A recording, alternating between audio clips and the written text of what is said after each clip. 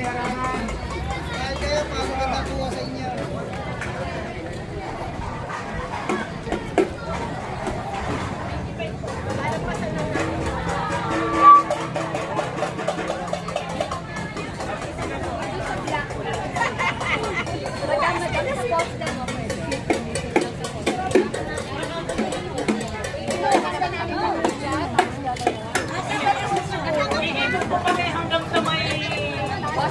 Poste, tapos pabalik.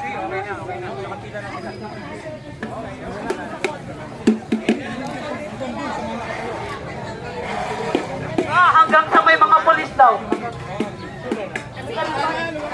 Mary Jane Veloso! Palayain! Palayain! Mary Jane Veloso! Nakanyanyahan po namin ang mga nandito sa komunidad para po sumama sa amin panawagan, marcha ng panawagan para sa pagpapalaya kay Mary Jane Veloso.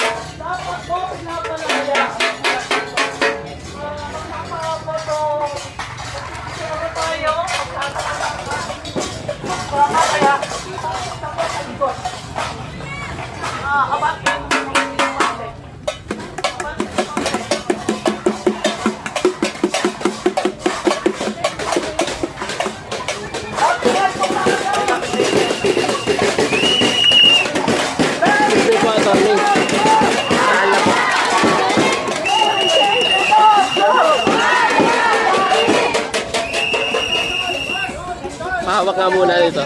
Yan, thank you.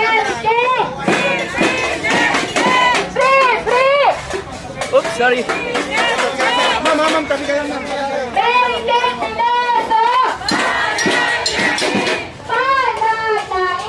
Mary Jane Veloso!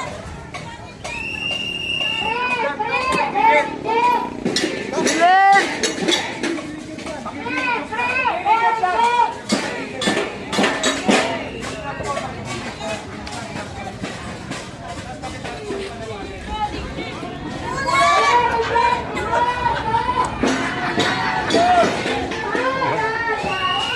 Nadinig ko yung pangalan mo. Ito yung order mo.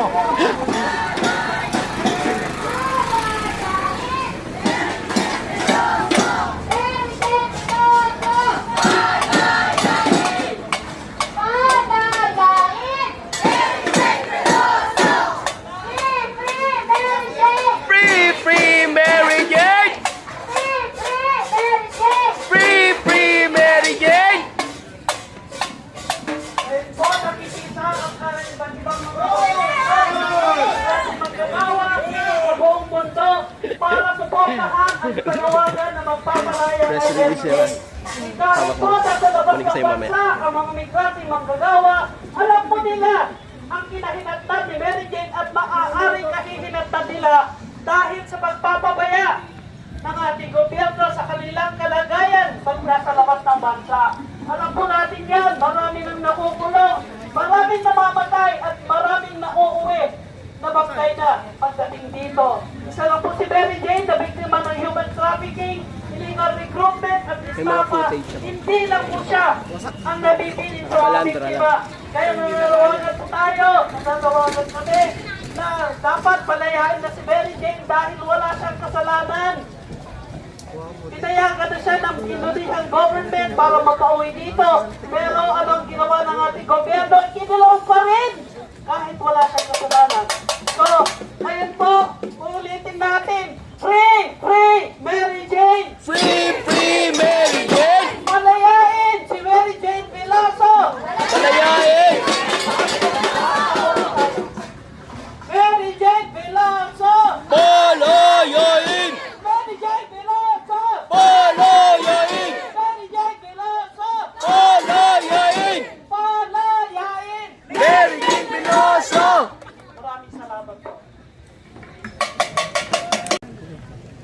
Magandang umaga po sa ating lahat. Maraming salamat mula sa Migrante International sa lahat ng mga organisasyon na at taga-suporta, mga taong simbahan na dumalo ngayong araw para bigyang suporta si Mary Jane at ang kanyang pamilya sa napakahalagang araw ng pagbibigay ng kanyang testimonya sa loob ng CIW kung saan nakapiit siya simula noong December 18, 2024. Ang sinabi po ng mga unang tagapagsalita, napakahalaga ang araw na ito. Makasaysayan ang araw na ito dahil halos 11 taon simula noong 2015 nung nagsampa ang pamilya Veloso laban kay Cristina Sergio at Julius Lacanilao para sa 3 kasong human trafficking, illegal recruitment at estafa. Ngayong araw, mabibigyan ng pagkakataon na matagal nang hinihintay ni Mary Jane, matagal na pong hinihintay ng pamilya Veloso na maikwento, maisalaysay ni Mary Jane ang kanyang panig, maririnig ng korte ang kanyang boses, maririnig ang katotohanan ng nangyari sa kanya. Matagal na pong pinaghahandaan ni Mary Jane ang araw na ito. 11 taon niyang pinaghahandaan sa tulong ng kanyang mga abogado, sa tulong ng mga kanyang taga-suporta. Malakas ang loob ni Mary Jane ngayong araw.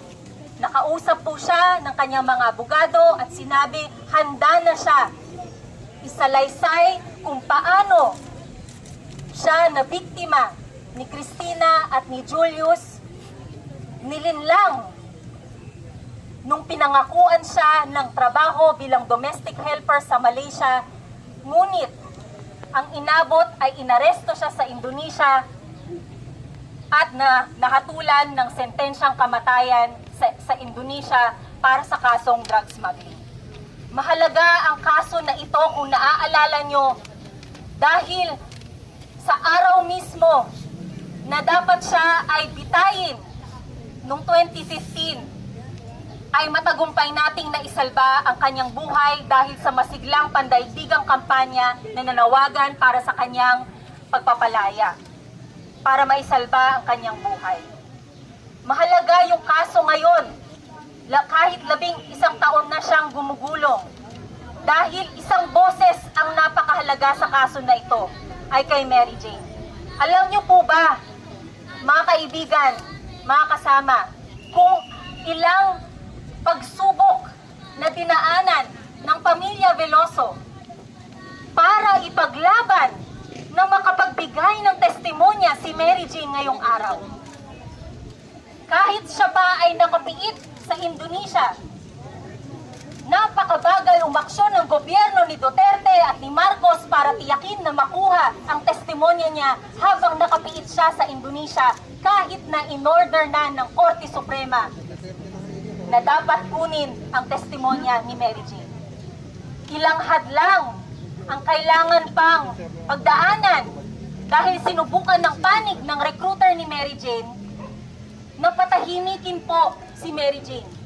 Kaya napakahalaga na nangyayari na ngayon sa loob ng kulungan na kinikwento na niya sa harap ng judge, sa harap ng korte, mailalagay po sa formal na record, legal record, ang kwento ni Mary Jane. Napakahalaga din po ang araw na ito para sa lahat ng mga OFW, para sa lahat po ng mga migranteng manggagawa na nagiging biktima pa din hanggang ngayon ng human trafficking. Nagiging biktima pa ng illegal recruitment, pagsasamantala at pangapi sa ibayong dagat. Hindi po natapos kay Mary Jane. Dumami pa po ang mga kaso. At hindi po nagkakaroon ng pagkakataon ang ating mga OFW at migranteng manggagawa na magsampa ng kaso sa korte. Hindi sila nagkakaroon ng pagkakataon na magbigay ng testimonya sa korte dahil dumaranas sila ng samut-saring intimidasyon, pananakot at panunukil sa kanilang boses. Kaya yung testimonya ni Mary Jane ay magbibigay lakas loob at inspirasyon sa lahat ng ating mga OFW at migranteng manggagawa na patuloy na lumalaban, pinaglalaban ang kanilang karapatan, lumalaban sa kahirapan at pagsasamantala sa ibayong dagat, lumalaban sa kapabayaan ng gobyerno para protektahan sila. Panghuli po, mahalaga ang araw na ito pero hindi nagtatapos sa testimonya ni Mary Jane. Bakit po? Matatagalan pa po ang kaso.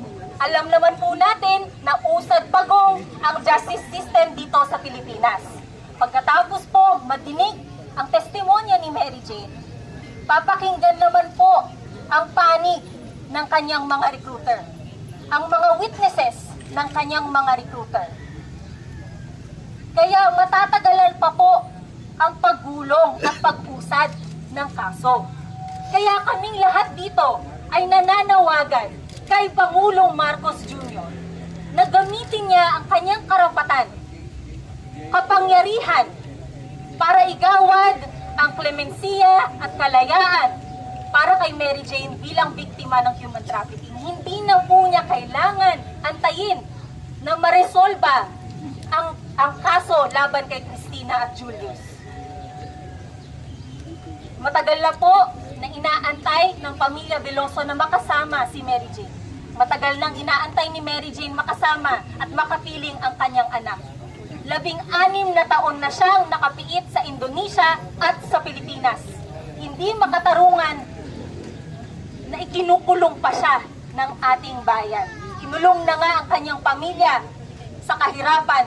Patuloy pa siyang ikinukulong sa inhustisya dito sa CIW. Kaya mga kasama, itaas po natin ang ating mga panawagan bagamat hindi tayo maririnig ni Mary Jane. Mga kasama, alam niya, nandito tayo sa labas. Alam niya na patuloy tayong sumusuporta at nananawagan para siya ay agarang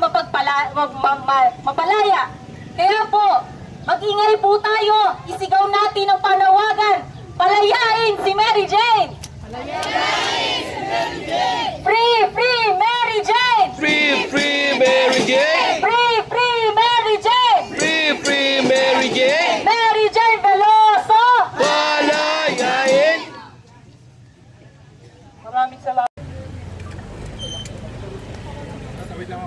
Mary Jane Veloso! Palayain! Palayain! Mary Jane Veloso! Mga kababayan, sa wakas, matapos ang higit 10 taon, makakapagbigay na ng testimonya mismo si Mary Jane Veloso sa harap ng korte para sa mga isinampa niyang kaso ng human trafficking, illegal recruitment at estafa laban sa kanyang mga recruiter.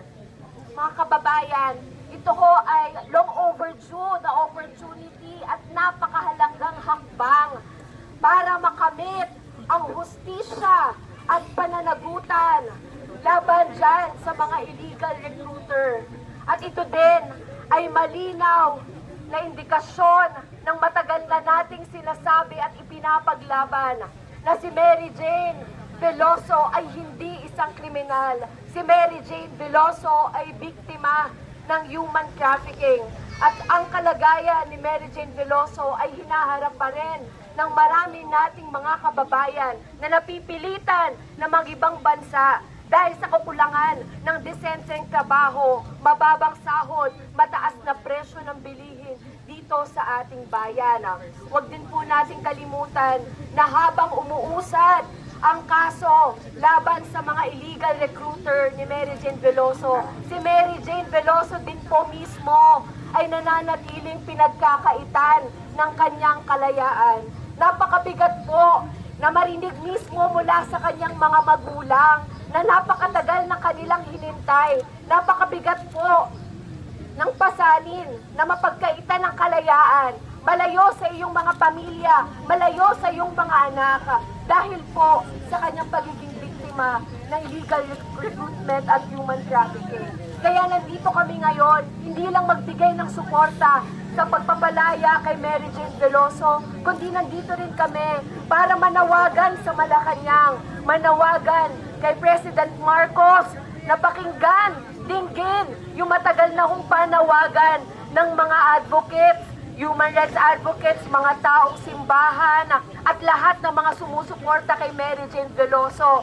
Igawad na ang clemency kay Mary Jane Veloso. We call on President Marcos to act decisively on this issue and finally grant Mary Jane Veloso unconditional freedom, clemency para kay Mary Jane Veloso. At nandito din po kami upang manawagan na tugunan din ang mga panawagan, mga issue na kinakaharap ng ating mga migranteng Pilipino. At yan ho ang dahilan kung bakit ang mensahe po namin sa mga magulang ni Mary Jane at kanyang pamilya, magsasawa ba kayo sa paglaban para sa pagpapalaya kay Mary Jane Veloso at para tugunan ang mga issue ng mga migranteng Pilipino? Hindi tayo magsasawa na tumindig para sa pagpapalaya kay Mary Jane Veloso at para sa pagtitiyak ng desenteng trabaho dito sa Pilipinas at pagtugon, tunay na pagtugon sa issue ng mga migranteng Pilipino. Maraming salamat at muli, mabuhay ang lahat ng naririto. Kahit gaano katagal, tayo ay lalaban para sa pagpapalaya kay Mary Jane Veloso. At sana po hindi na nga magtagal, no? At matiyak natin at manawagan tayo ng agarang pagpapalaya kay Mary Jane Veloso. Clemency for Mary Jane! Clemency for Mary Jane! Clemency for Mary Jane! Clemency for Mary Jane! Mary Jane Veloso! Palayain! Mary Jane Veloso! Palayain!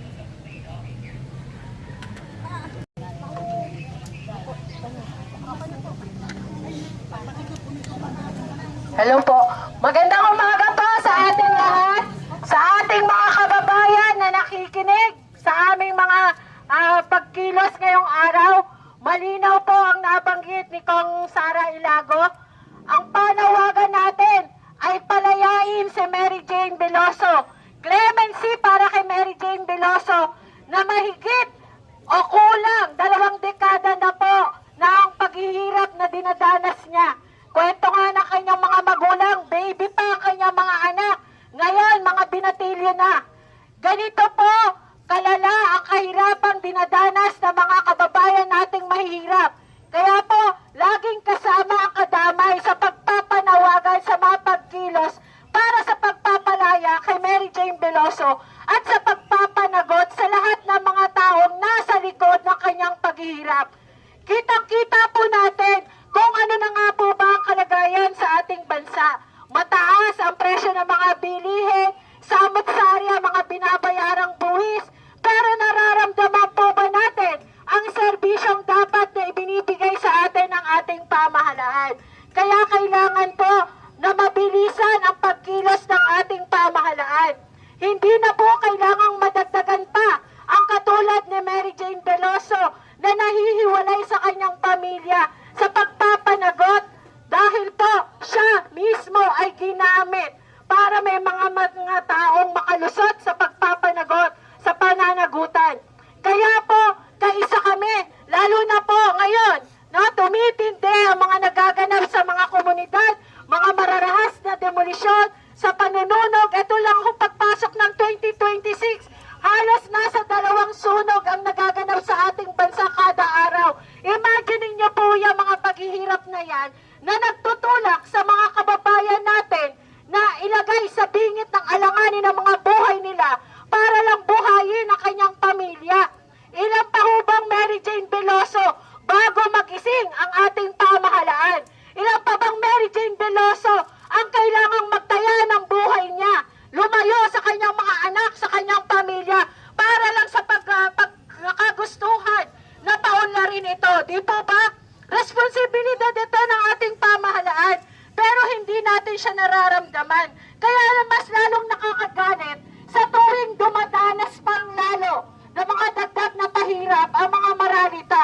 Yun na nga po, nabanggit natin kanina, mararahas na demolisyon, yung pag-aagaw ng mga kabuhayan, ang panununog sa mga komunidad para ibigay sa mga establishment, sa malalaking mga negosyante. Pero kapalit nito, gumaganda pa ang buhay ng mga kababayan natin. Ito po yung lagi naming tanong. Dapat po kaunlaran para sa ating lahat, hindi para sa ilan lamang. Kaya po, mananatili, nakaisa kami sa lahat ng mga human rights advocate na mananawagan para sa mabilisang pagpapalaya kay Mary Jane Veloso para marinig na rin natin ang totoong katotohanan sa likod at hindi na po magkaroon pa ng mga kasunod ni Mary Jane Veloso. Malaki ang responsibilidad ng ating pamahalaan sa ating mga mamamayan. Mas malaki rin ang panawagan natin ng pagpapanagot sa lahat ng may mga taong nasa likod ng mga karagdagang paghihirapan ng kababayan natin. Hindi po ito panahon para tumigil tayo sa pag-iingay. Ito po ang panahon para mas lalo tayong mag-ingay. Hindi tayo dapat makontento lamang sa isang pwesto. Kailangan mas malakas, mas maingay, mas malawak para mas mabilis ang pagkilos ng ating pamahalaan. Nasa ating lakas, nasa ating pagkakaisa. Kaya na itutulak natin ang ating pamahalaang kumilos. Kaya mga kababayan, malakas po nating isigaw, Mary Jane Veloso! Palayain! Palayain! Mary Jane Veloso!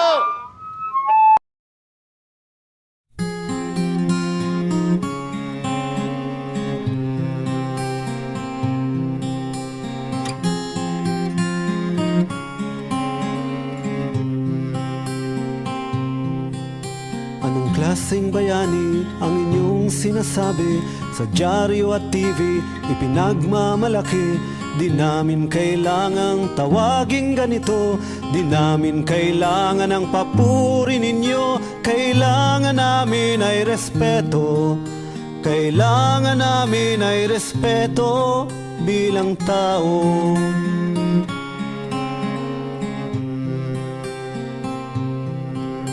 Anong klaseng bayani ang inyong sinasabi? Yaon bang dumaranas ng lungkot at hirap sa ibayong dagat? Sa banyagang amo, ang mga tulad ko ay minamaltrato. Kailangan namin katarungan. Kailangan namin katarungan. Ngunit hanggang ngayon nagbubulag-bulagan. Kayong naririnig walang pakiramdam sa aming paggawa'y nakikinabang.